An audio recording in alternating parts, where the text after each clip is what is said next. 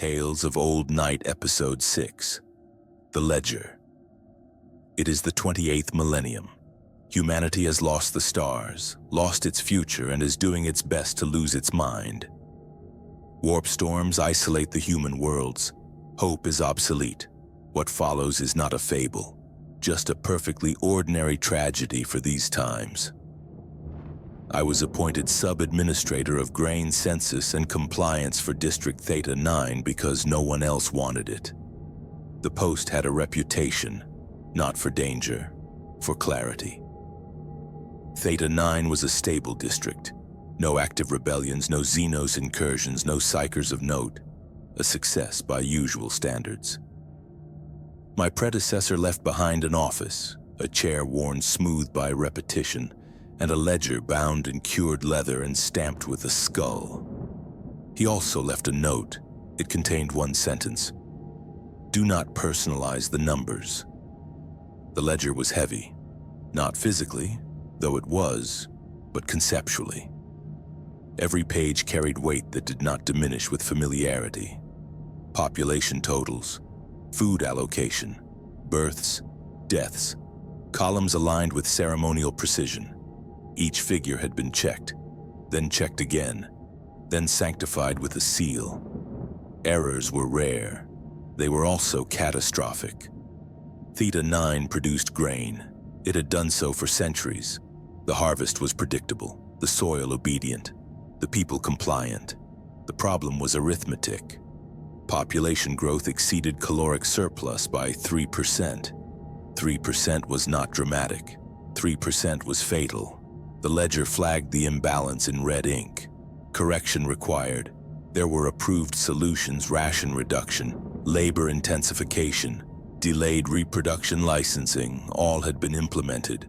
The numbers did not respond. The ledger suggested a final correction.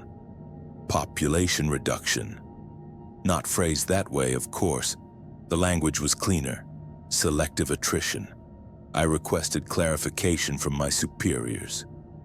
The reply arrived 6 weeks later. It consisted of a stamped approval and a margin note. Theta-Nine has exceeded acceptable inefficiency thresholds. No guidance, no exemptions, just permission. The ledger provided categories: the elderly, the infirm, the unproductive. I followed protocol. I did not look at names, only totals. The first reduction stabilized grain reserves for 12 days. Then births occurred. The numbers shifted again. The ledger adjusted calmly. Further correction advised. The second selection included households with prior ration violations, families with repeated non-compliance citations, districts with historically elevated descent probability.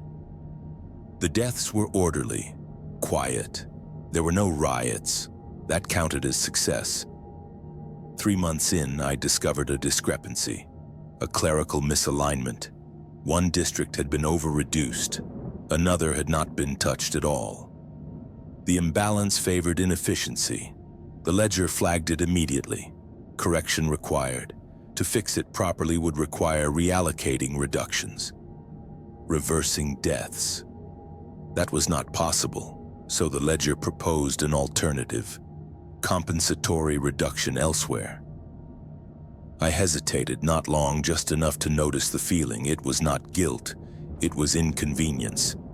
If I delayed, the numbers would worsen. If the numbers worsened, higher authority would intervene. They would not be gentle. I approved the correction.